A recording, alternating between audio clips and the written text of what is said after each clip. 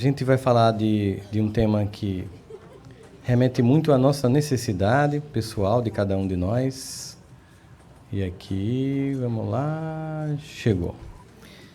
O alto amor, como a gente tem percebido, é cada vez mais tratado pelas pessoas, pelas ciências, de uma forma mais serena, mais tranquila, mais lúcida.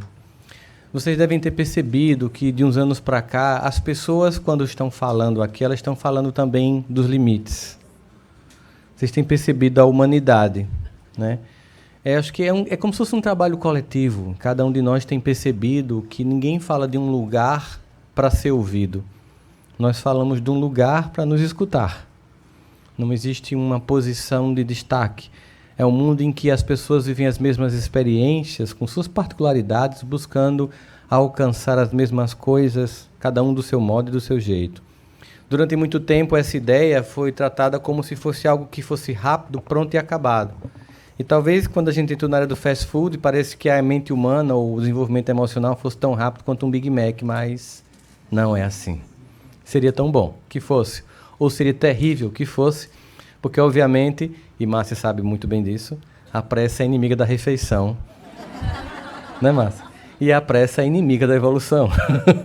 Porque a gente precisa maturar, e tem coisa que leva tempo. Às vezes a gente mistura o tempero e não dá certo a receita, até que a gente vai aprendendo que não basta apenas o manual. É preciso aprender a manipular. É preciso se experimentar, é preciso fazer errado até acertar. Na vida tudo é assim. Mas antes de começar a tratar do tema, eu queria pegar um item do Evangelho que eu acho muito interessante para a gente pensar sobre a perspectiva do alto amor. No capítulo 19, a fé transporta montanhas. A gente tem inicialmente um texto que Kardec nos traz, de São Mateus, aliás, de Mateus no capítulo 17, versículo de 14 a 20, em que conta aquela história que Jesus vai até um povo e aproxima-se um homem dele, lança-se aos seus pés de joelho e diz: Senhor, tem piedade do filho que está lunático, que sofre muito, porque cai frequentemente no fogo e na água. Eu o apresentei aos vossos discípulos, mas não puderam curá-lo. E Jesus respondeu dizendo: ó raça de incrédulos e depravada, até quando estarei convosco? Quando você lê essa passagem, você lembra que nós somos essa raça de incrédulos. Talvez como a gente não pode dizer como Jesus, até quando estarei convosco, a gente pode dizer até quando serei um de vós. Será que até quando eu ficarei nesse nível? Até quando vos tolerarei?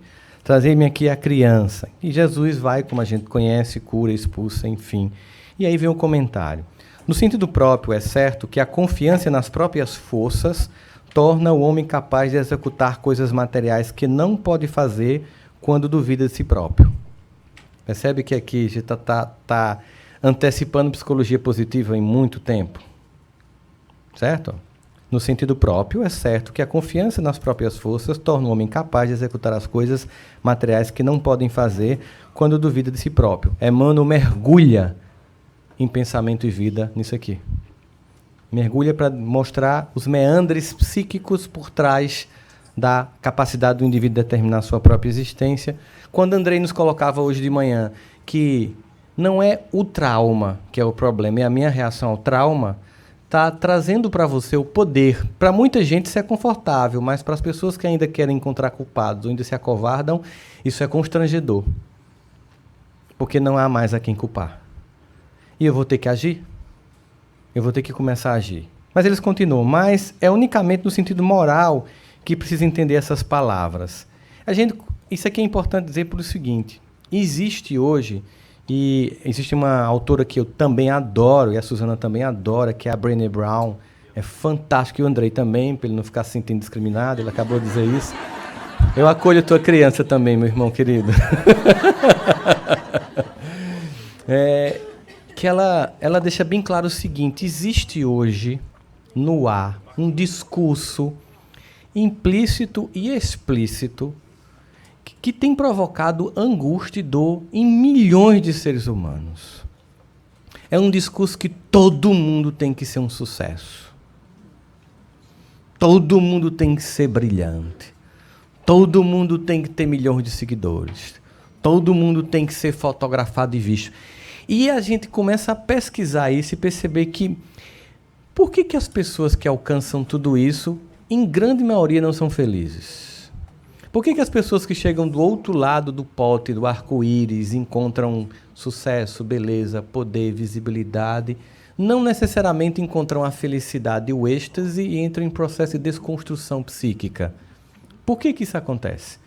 A gente fica se perguntando, será que as pessoas não estão acreditando de algum modo numa mentira e que a gente já se convenceu de que não adianta mais ficar nesse sentimento infantil de achar que só lá do outro lado existe um lugar que a gente já pode estar experimentando aqui e agora? A gente vive esse momento sempre se perguntando como fazer, como construir isso. Então, quando a gente pensa na construção da autoestima, a gente não pensa na idealização do sujeito. Uma vez chegou um paciente para mim e eu perguntei assim, eu sinto que eu não consigo te ajudar. Todos os recursos que tinha à minha disposição, eu tentei, mas eu não consigo te ajudar. E o que é? O que te faria feliz? Faz o seguinte para mim, traz para mim na próxima sessão uma descrição do que seria você realizado. E aí, gente, veio uma descrição assim, muito verdadeira, mas extremamente fantasiosa. E veio um cara que descreveu, queria ter feito um pós-doc em Harvard, queria falar 6 idiomas, queria ser bonito assim, queria ter tanta grana, eu queria não ter dúvidas, eu queria ser assertivo, queria ter uma voz mais grossa.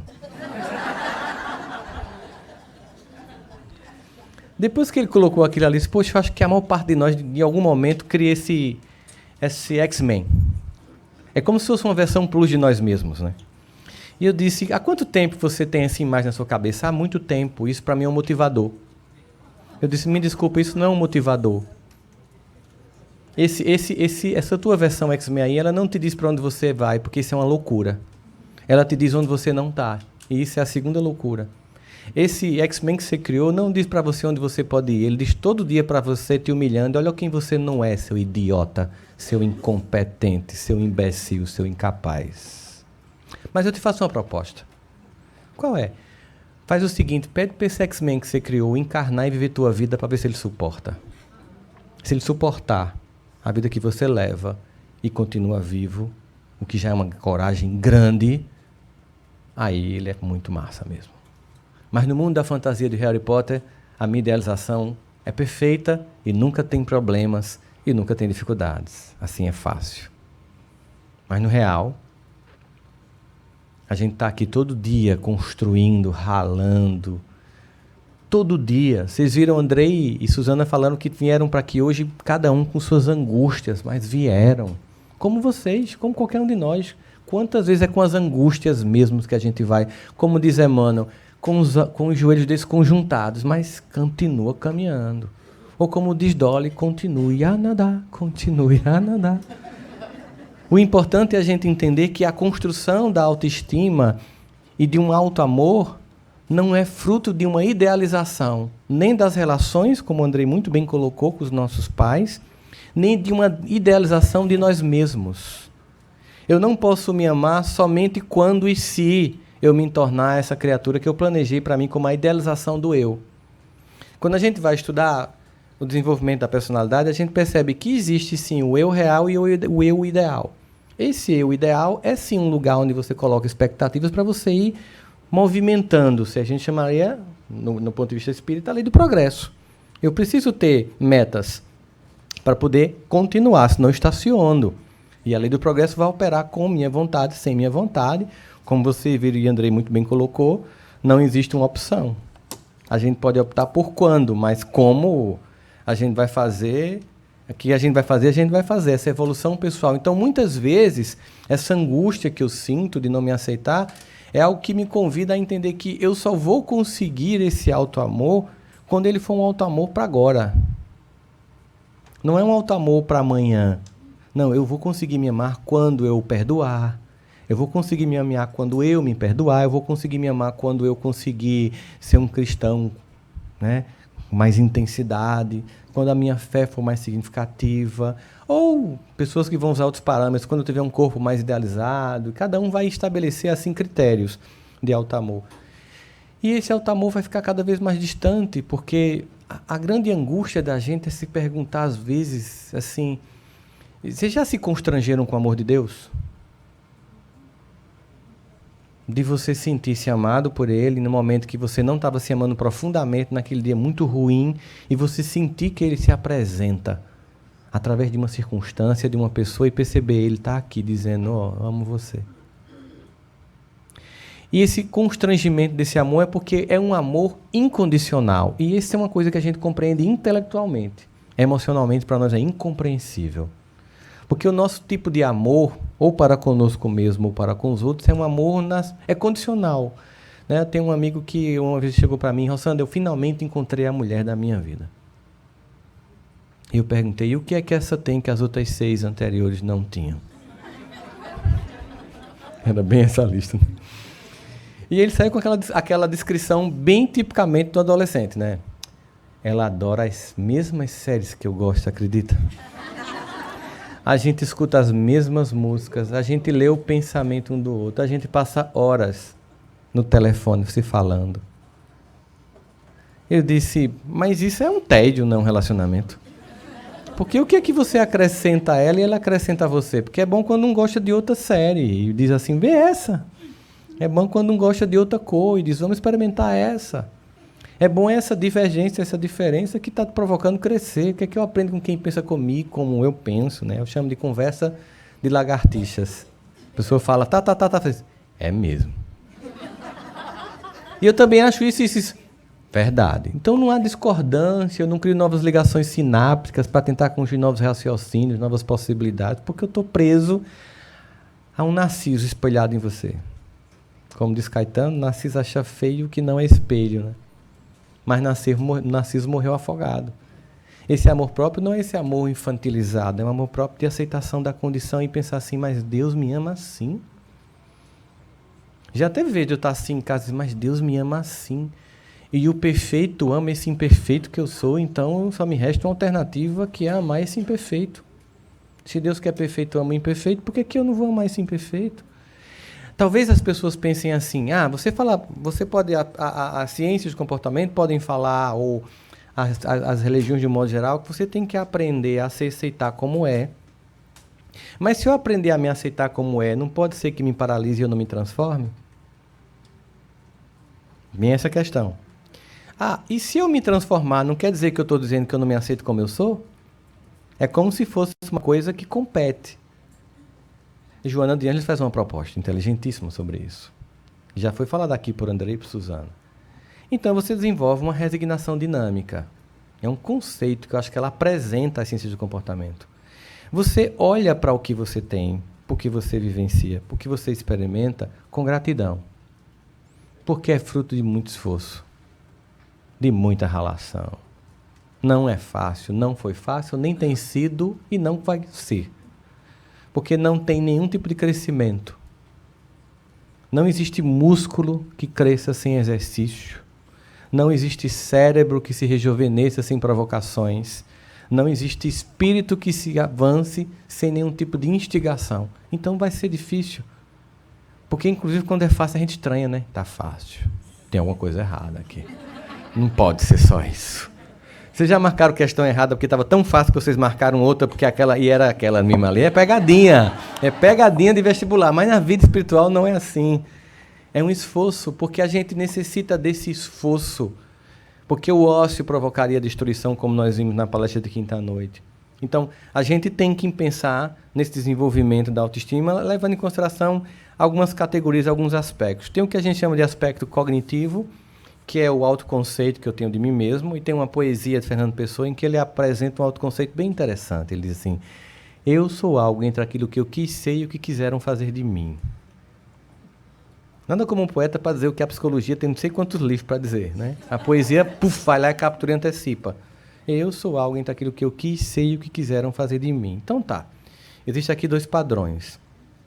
Existe um padrão externo, que tenta me dizer o que eu devo ser, quem eu devo ser, como eu devo me comportar, o que eu devo vestir, que corpo eu tenho que ter, que cor que eu tenho que ter, que língua eu tenho que falar para se sentir aceito. Não é isso? E existe aquilo que eu desejo.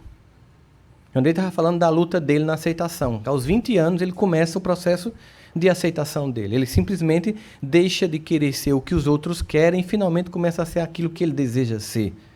E aí começa a ter a paz. Porque, obviamente, ele também não poderia ser somente o que ele deseja ser, porque a gente também tem um social, um coletivo, que constrói conosco a nossa personalidade. Então, o indivíduo que apenas cede ao que os outros querem é um indivíduo despersonalizado.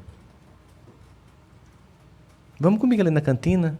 Porque não quer ir só, que tem vergonha. Vamos comigo ali comprar um negócio? Eu estou bem, o que é que você acha? Sempre em dúvida, sempre perguntando, sempre precisando da chancela do outro. Mas também tem um indivíduo que vai para o inverso disso. Nunca pergunta, nunca divide, nunca pede socorro, nunca colabora. Se acha tão acima da média da raça humana que acha que ninguém pode ajudar, que ninguém pode pensar melhor que. Aí você tem dois polos extremos. E o equilíbrio sempre no comportamento humano, na vida humana de um modo geral, é justamente no momento em que o que me propõe me acrescenta, é mais lúcido do que eu estou desenvolvendo em mim, eu vou aceitar o que vem de fora. No momento em que o que eu vivo é melhor, eu vou aceitar o que vem de dentro. Eu faço parte de uma família em que as pessoas não têm um costume muito de dizer o que pensam umas das outras. E às vezes se magoa e não diz. E continua magoado. Eu casei com Janine, na família de Janine todo mundo diz o que pensa um do outro e não se magoa. Então quando eu casei com ela, que elas diziam o que pensavam de mim, eu me magoava. E ela se magoava porque eu não dizia o que eu pensava dela. Aí eu fiquei assim pensando durante um tempo, porque ela dizia e depois estava de boa. E na minha família, se dissesse, passava um ano sem falar com o outro, né? E aí ela pegava uma briga com a irmã, porque você não sei o que, não sei o que, não sei o que, depois de 3 minutos estava passando o WhatsApp uma para outra rindo. Eu digo, é doida. Aí eu pensei, não, nesse aspecto, a minha família é que é disfuncional. Que bom que ela chegou, que eu vou aprender isso com ela. E claro, é um trabalho, né? Porque às vezes a gente pegava aquela briguinha de casal e eu puxava o Serasa. Porque naquele dia, não sei o quê, ela é injusto, você está me cobrando coisa que eu nem lembro que eu fiz. Me cobre na hora que é fácil. Você acha que você pode pegar um gato ou um cachorro que você está tentando condicionar, que acabou de fazer xixi na sala, e dizer, não, à noite eu vou bater nele porque ele fez isso? Vai funcionar assim? Não. Tem que ser na hora, porque a correção não. Claro, você tem que ter assim, não, tem gente, tem visita, então não vou dizer na frente dos outros, mas o mais próximo possível do evento, para que o outro lembre que o evento tem a ver com o que eu estou sentindo. Porque quando eu comunico depois, a pessoa faz, não faz sentido para mim essa queixa, porque eu não lembro o que eu fiz, e geralmente quem faz não lembra. Mas a vítima jamais esquece o seu algoz. Não é assim? Então, a gente tem que ter essa compreensão. Então, o primeiro aspecto é o chamado cognitivo, que é como eu me defino. O segundo é o emotivo, que é como eu me sinto nas relações. Eu me sinto acolhido. Vê essa dinâmica que Andrei fez. Eu não chorei na que eu fiz porque eu estava fazendo, mas na que ele fez eu me derreti aí. Né? Ele mal diz assim, abraço, já tinha abraçado, já estava chorando no pescoço da criança, acolhendo. Né? Eu me dei um patins. Porque o meu sonho era ter um patins. Claro que eu tive o juízo de não andar de patins, porque eu não tenho um corpo de criança para, no caso de uma queda. Mas o patins está lá como símbolo daquilo que eu queria me dar e que eu não pude ir, meus pais não podiam mesmo, e eu me dei hoje. Então, a gente olha assim os aspectos cognitivos. Eu tenho um sentimento de indiferença, de exclusão. Isso é seu ou é meu? Quando eu me sinto que você me excluiu, foi você que me excluiu ou que me senti excluído? Porque o que é que eu posso fazer com relação ao teu comportamento? Me diga aí. Quantas pessoas perdem tempo com isso? As pessoas chegavam no consultório e faziam, eu queria que você me ajudasse a mudar o meu marido. E eu dizia, se eu conseguisse, eu lançava um livro que nem a autora de Harry Potter ia vender tanto. E seria o título, Como Mudar o Seu Marido. Estratégias para Transformar uma Peste. Subtítulo. Seria bem assim. Mas a gente não tem energia disponível porque depende do outro. O que queres que eu faça? Lembra de Bartimeu? Chega lá cego perto de Jesus e ele... O que queres que eu faça? Você tem que liberar o outro para agir na sua vida. A maior parte das pessoas não quer. Então essa energia é disponível para mim mesmo. Eu não posso ficar olhando para o outro e pensando assim, não gosta de mim. Na verdade, aquela pessoa está representando alguém da infância que não gosta de mim, que eu estou projetando nesses personagens todinho. Sabe por que a gente vai encontrar no patrão o pai que não funcionou? Aí a gente muda de emprego e encontra outro igual. A gente casa com um cara igual ao pai, igual a mãe que não funcionou. Porque Deus não vai perder a oportunidade de revisar o comportamento. Claro que eu resolvendo na base, por efeito dominó, resolvo todos os outros. Eu não vou resolver meu pai no meu chefe, nem no meu marido, não. É no meu pai mesmo. Eu fico só trocando os personagens porque a base não foi resolvida. Então, esse processo primeiro de autodefinição, depois o emotivo, vai ser seguido por um comportamental, que são as ações que eu tenho que manifestam o tipo de personalidade que eu tenho. Por exemplo, você se cuida? Vou dar um exemplo bem banal. Você toma a água que deveria tomar? As pessoas sabem que tem que tomar água aí.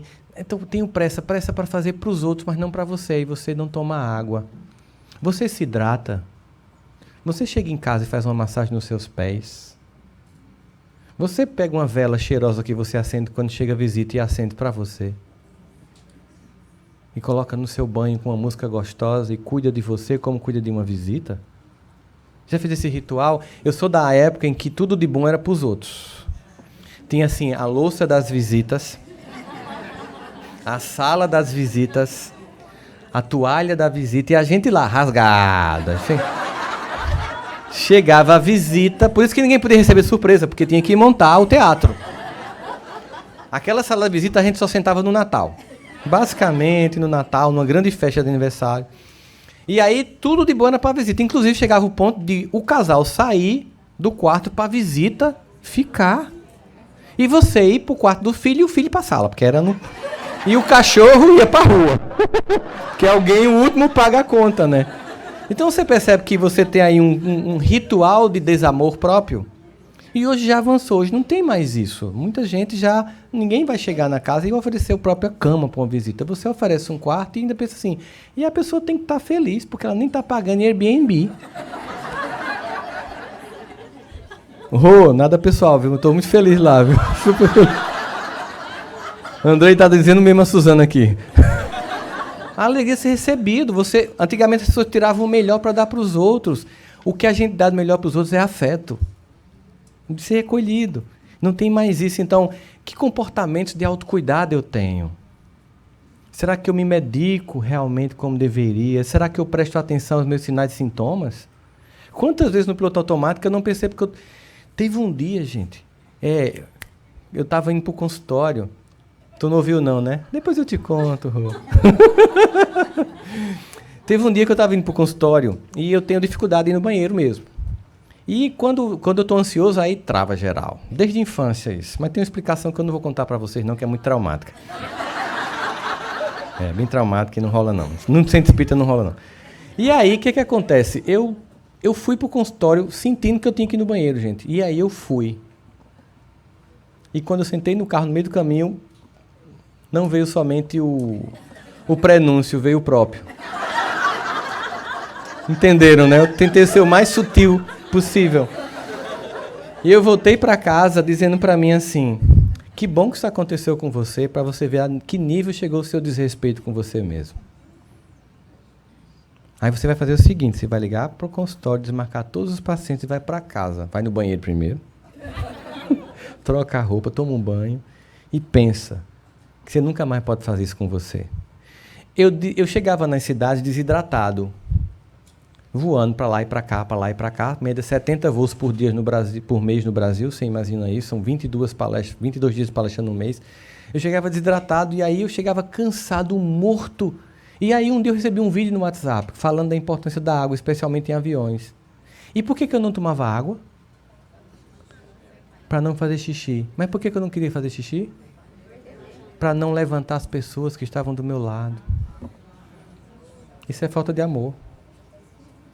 É falta de amor. Gente, isso foi ano passado. Tá vendo como é difícil? Você está sempre identificando sinais e sintomas de desamor e de cuidado. Agora eu sou... Não sei se vocês conhecem, é um bicho muito comum no Nordeste chamado potó. Potó é um bichinho que faz um xixi que ele faz uma mancha assim em você, né? E ele mija o tempo todo, então hoje eu sou o Potó. Porque eu bebo água com força. Aí foi engraçado que esse ano eu voltei em muitos dos lugares que eu tinha ido ano passado e as pessoas fizeram falar nisso. Muito bem, meu amor, essa mulher da minha vida.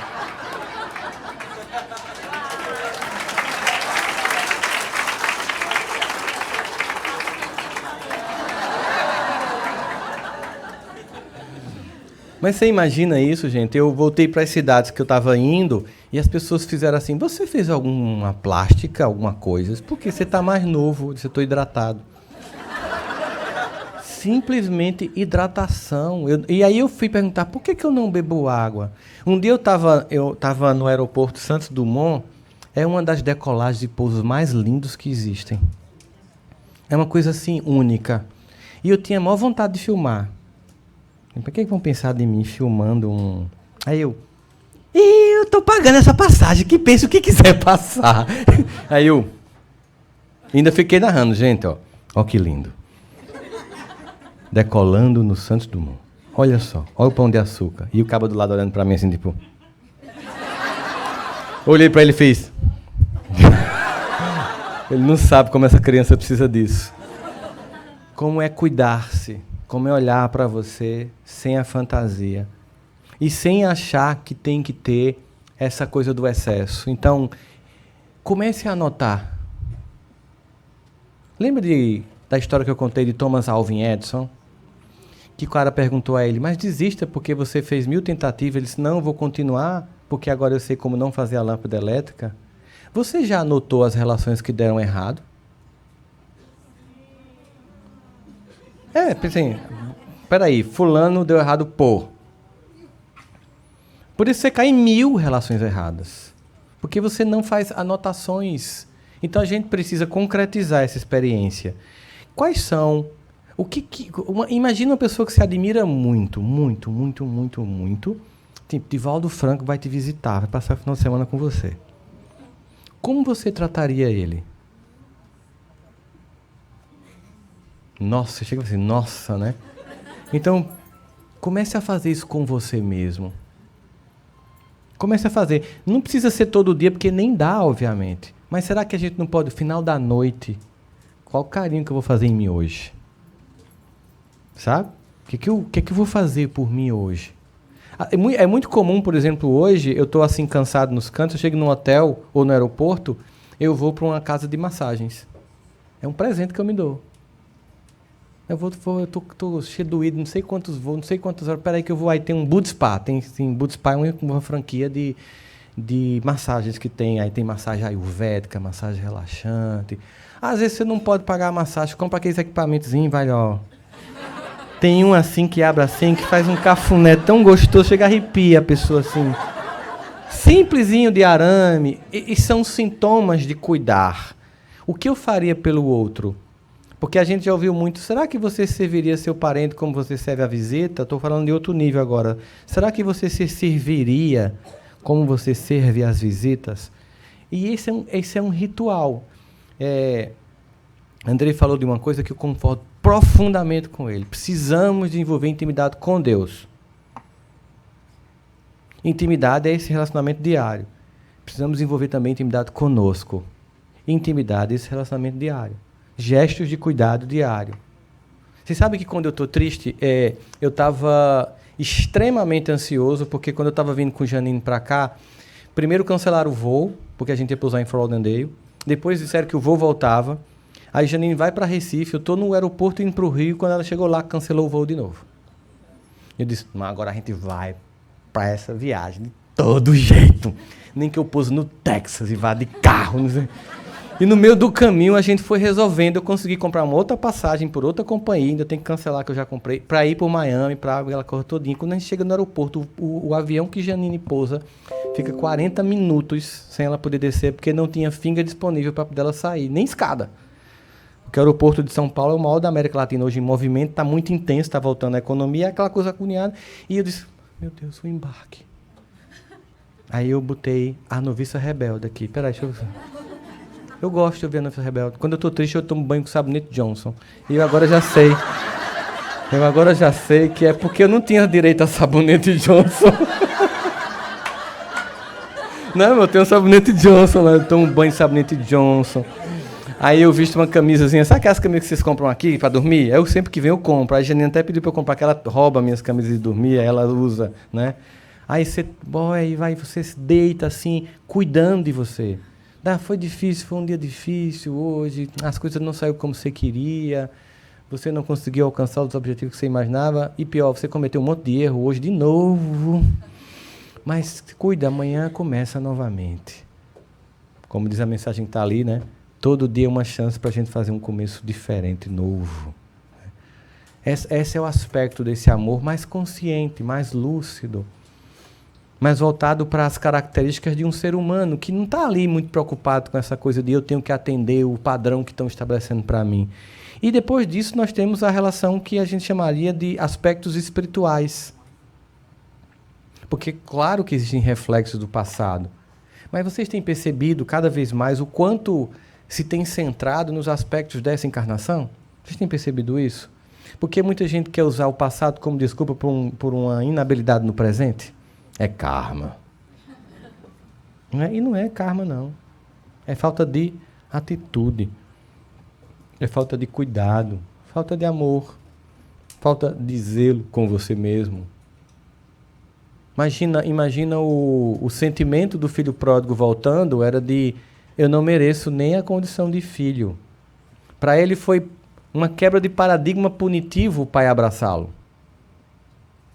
O movimento que ele esperava era a exclusão. E o movimento do pai foi trazer de volta ao coração. Para ele, ele ficou sem entender. Eu acho que ele achou primeiro eu acho que quando ele viu o pai correndo, ele pensou, ixi, vou apanhar daqui. E aí, quando ele viu que o pai estava chegando e estava com os braços abertos e sorrindo, ele ficou sem entender. Porque o nosso paradigma é punir-se. É se detratar, é se menosprezar e não se acolher. Tá, a gente tem aí um discurso antigo, religioso, né, de autodestruição, o corpo como lugar do pecado e o espírito como lugar da luz, e há essa dicotomia, sabe, essa sensação de divisão. E hoje é uma integração do sujeito. E uma aceitação constante. Então, de vez em quando, eu estou identificando um monte de padrões ainda da criança não acolhida. Ainda tem isso aqui, poxa. Você vem assistir uma palestra dessa de André e você faz, vixe, ainda falta isso tudinho, meu Deus do céu. Mas isso é bom. É bom porque você vê o que você já andou e bom que você está indo para um lugar e você começa a perceber que ele está funcionando. Você vai se acolhendo cada vez mais. E o mais interessante nesse processo do alto amor é que o alto amor, ele cria condições impressionantes para o amor do outro. Porque primeiro tem uma condição de que quando eu tenho o processo de alto amor, eu não aceito pessoas que não me valorizam. Aquela pessoa que te denigra, que te humilha, ou aquela pessoa que mora com você e que você ama, mas que tem aquelas piadinhas de mau gosto e começa a, não quero mais ouvir. Eu não admito mais isso. Eu quero respeito agora. Se eu ouvi até agora, a culpa não foi sua, a culpa foi minha. Que achei que merecia ouvir, mas agora não. Eu não aceito mais esse comportamento. Eu não estou dizendo que vou acabar o casamento, não. Não, é uma coisa madura. Eu estou dizendo para você o seguinte, que eu deixei, a culpa foi minha porque eu deixei, mas eu não quero mais ouvir. Eu sei que você tem uma tendência, porque você sempre fez, de repetir. Mas toda vez que você repetir, eu vou deixar bem claro que eu não quero mais ouvir, até um dia que você condiciona um novo comportamento. A gente continua junto. Maduramente, entenda. E também digo que você não gosta que eu faça, porque eu também vou ter que repetir, até mudar o comportamento. Eu não vou mais escutar certas coisas, eu não vou aguentar mais certos olhares, porque eu não vou mais me dar esse olhar de repreensão, de piadinha, de cantinho de boca. Não dá mais, isso me machuca, isso é tóxico. Sabe aquele evangelho lá? Que a pessoa abre o evangelho, aí basta para acabar com o evangelho lá é simples. Você abre o evangelho e faz. Só basta isso. Acabou-se o evangelho. Tem gente que continua e faz a cara de alguém. Porque assim, nunca é sua cara.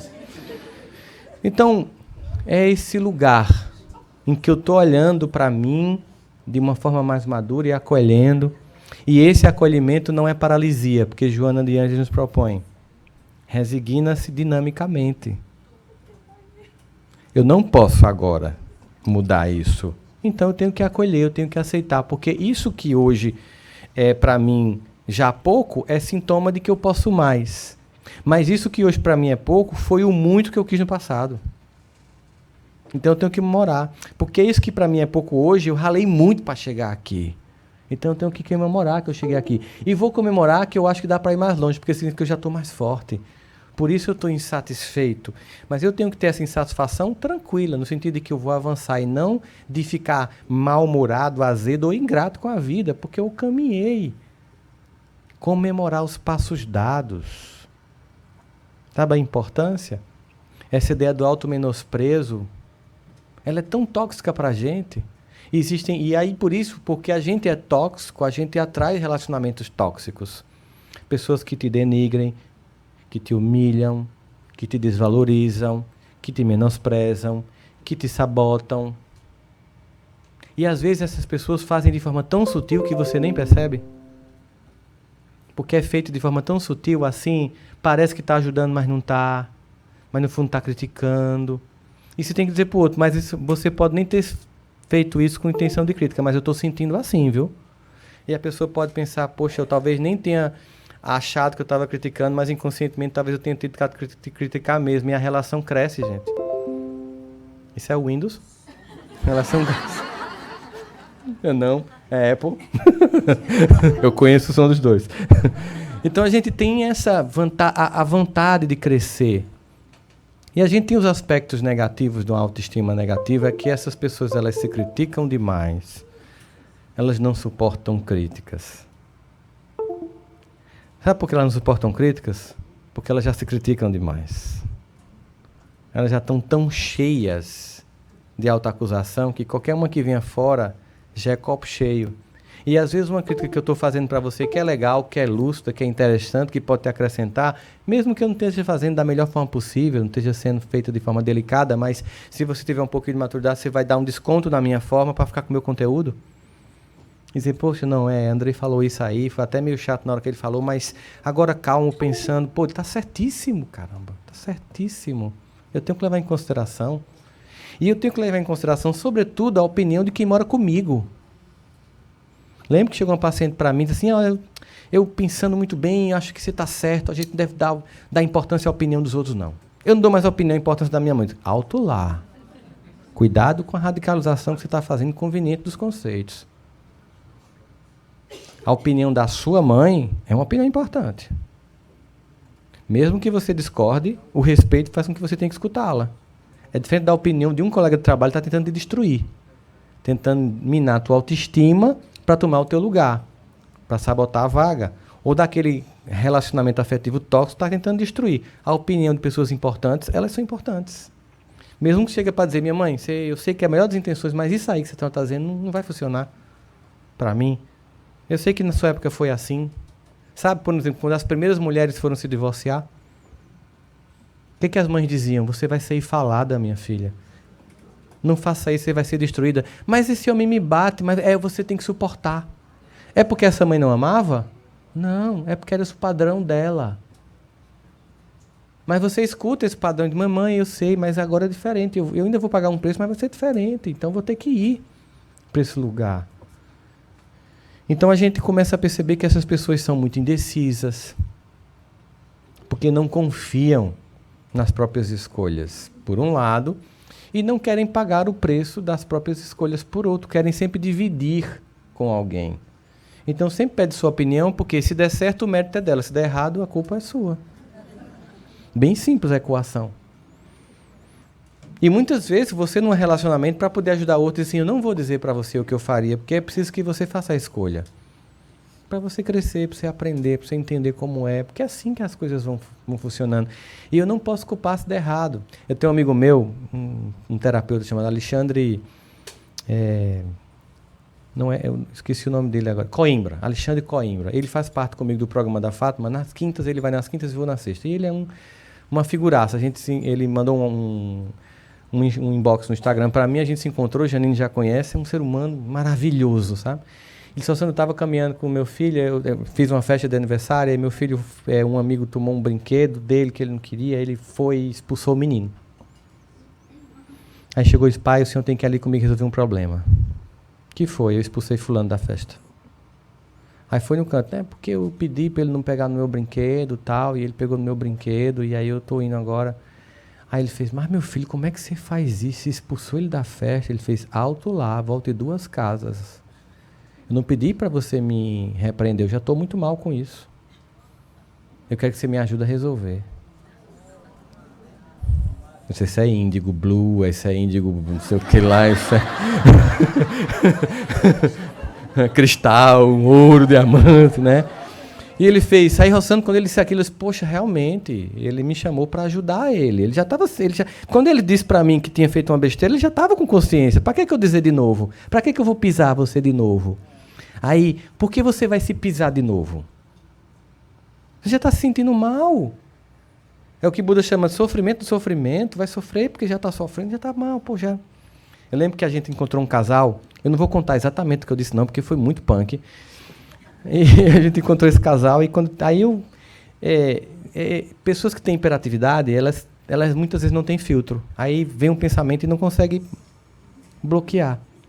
Aí eu disse, uma piada muito sem graça, e o casal muito elegantemente fez...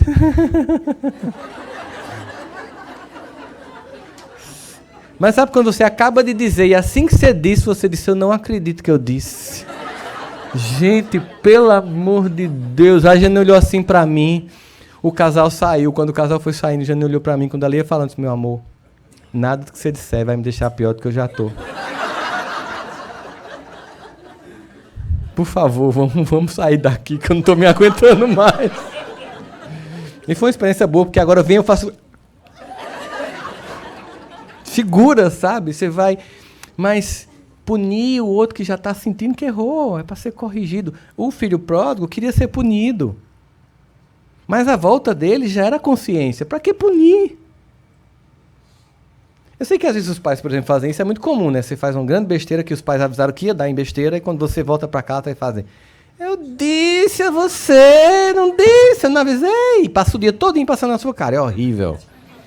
Dificilmente os pais chegam, tá bom, eu te avisei, não estou passando na tua cara, mas como é que a gente pode resolver isso junto?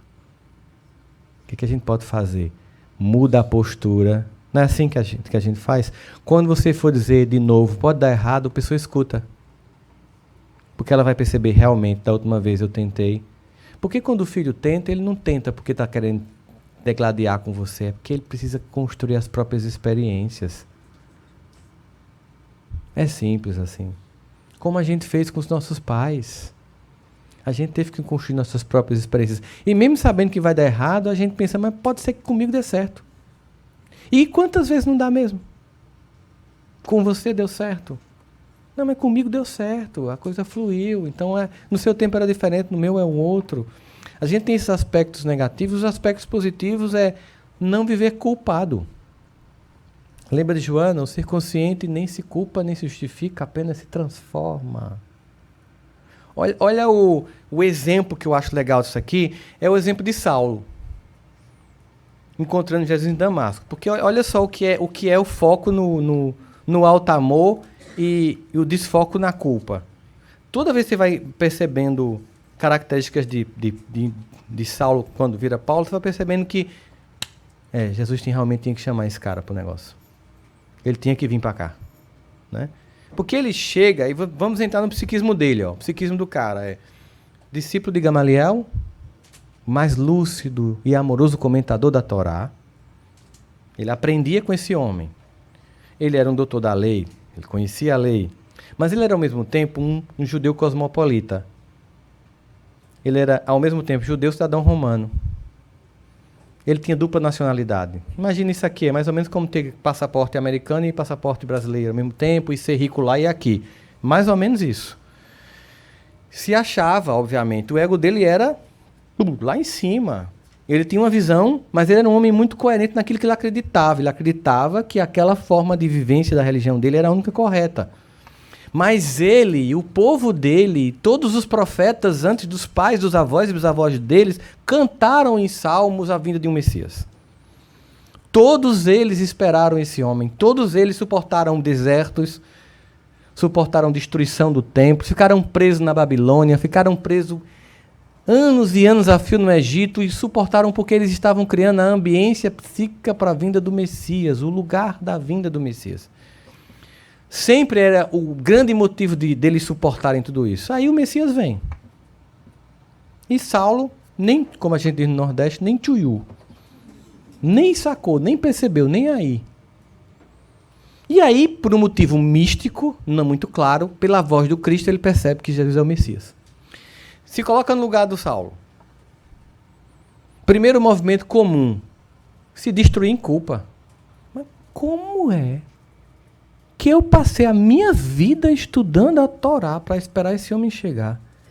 Que todo o meu povo esperou esse homem chegar. Que todos os profetas anunciaram a vinda desse homem. E eu não percebi que ele já tinha chegado. Ainda estou matando quem percebeu isso. Ele disse isso quando encontrou com Jesus em Damasco? Tipo, culpa. Vocês perceberam no texto? Tem isso, culpa. Não. Se afaste de mim, eu não mereço sua presença. Eu sou um idiota completo. Eu sou um completo idiota. Como é que eu não percebi que você era o Messias? Não, ele não se culpou. O ser consciente nem se culpa, nem se justifica, apenas se transforma. Joana de Ângeles. Segundo movimento, justificativa. Ah, Jesus, mas vamos combinar, você me enganou. Eu estava esperando assim, uma coisa mais apoteótica, você chegar com os anjos, abrindo o céu, destruindo os romanos, libertando o povo judeu.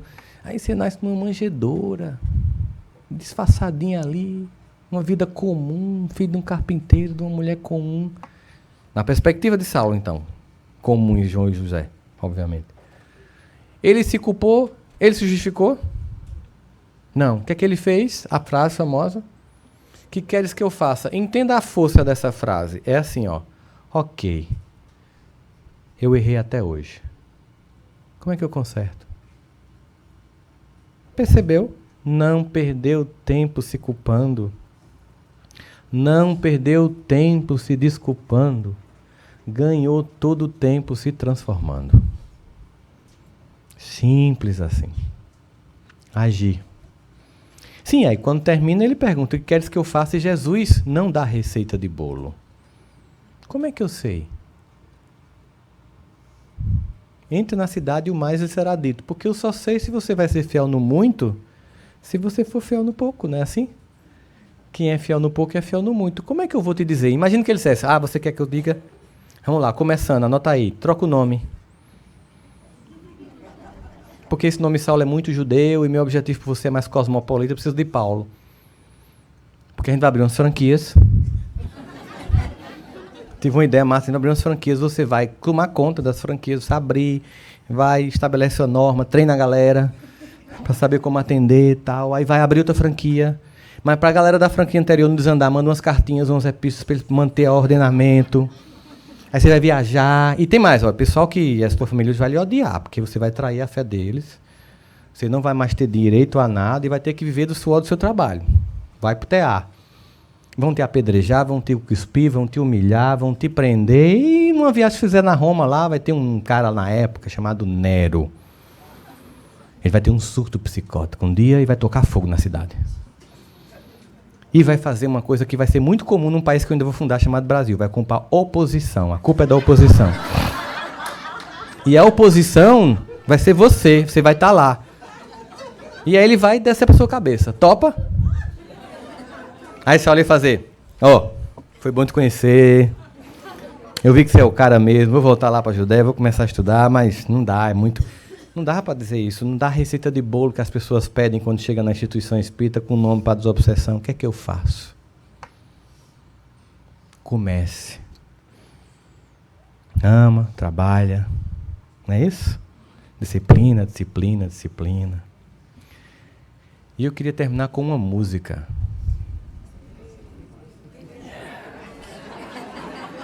Não é música para chorar, não, é música legal.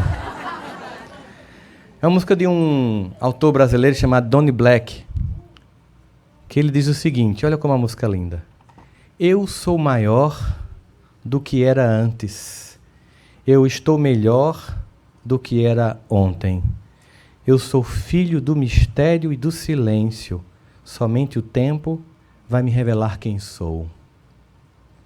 As cores mudam, as mudas crescem, quando se desnudam, quando não se esquecem daquelas dores que deixamos para trás, sem saber que aquele choro valia ouro. Estamos existindo entre mistérios e silêncios, evoluindo a cada lua, a cada sol. Se era certo ou se errei, se sou súdito ou se sou rei, somente a tempo, a voz do tempo, saberei. Percebe? A gente fica pensando assim, todo mundo está recebendo as mesmas informações. As pessoas estão vibrando a mesma pauta. Existe um movimento planetário de um novo tempo, um tempo de aceitação, um tempo de amor lúcido, maduro, em que a gente não se cobra além da conta, mas a gente se cobra para a conta que a gente tem que pagar, que a gente desenvolva as habilidades e no movimento de alto amor ama os outros. E essa busca que a gente faz, essa busca impactante e importante que a gente faz, de construção de todas as possibilidades. Eu convido vocês depois a escutar, eu digo que cantar, não vou cantar não. Convido depois a escutar essa música que ele canta lindamente com ninguém mais, ninguém menos que Milton Nascimento. Você bota a música, chama-se Maior, no YouTube, Danny Black, que você vai chegar a essa música. É um momento em que a gente pensa assim, Deus, na misericórdia infinita dele, sabendo da necessidade das nossas almas, envia o Cristo para nossas vidas, que desse a condição que não necessitava mais, que passa por situações e constrangimentos que não precisava mais, mas por um excesso de amor e de zelo, pelo transbordar desse cuidado de Deus, vem até nós e deixa um legado, para que a gente possa olhar e seguir. E a capacidade dele de amar as pessoas como elas são é impressionante e tão incompreensível. Se aproximar da samaritana que a gente não se aproximaria, do Zaqueu que nós ignoraríamos, e se aproximar de nós mesmos quando nós nos ignoramos, nos excluímos e não nos amamos. Não existe um movimento que a gente não faça que Deus não acompanhe. E eu acredito que todo dia Ele sabota nossos planos de sermos infelizes. A gente faz tudo para dar errado, mas Ele faz tudo para dar certo. Por isso é importante agora olhar para esse amor pessoal com a singeleza com que o Pai cuida da gente. É preciso voltar para nós mesmos, cuidando de nós mesmos. Sem aquele discurso, mas se você soubesse o que eu faço, quem eu sou, o que eu penso, você não se amaria. Para desse discurso de vítima. É amor para agora, é amor para já, é amor nessa condição. Como diz Jesus, vem como estás, e eu te farei um vaso novo. Possamos então nos submeter a esse oleiro das almas, que nos convida para uma transformação suave. Às vezes, como disse Andrei, torcendo o barro devagar, construindo novas possibilidades, às vezes dando uma pancada para corrigir, às vezes quebrando para refazer, mas amando cada processo, cada etapa. E nos cabe então a mesma coisa, que a gente possa começar a cuidar, porque esse cuidado vai gerar o cuidado dos outros. É porque somente assim nós vamos entender, enfim, o que é amar ao próximo como a si mesmo. Deus abençoe vocês ricamente, muita paz no coração.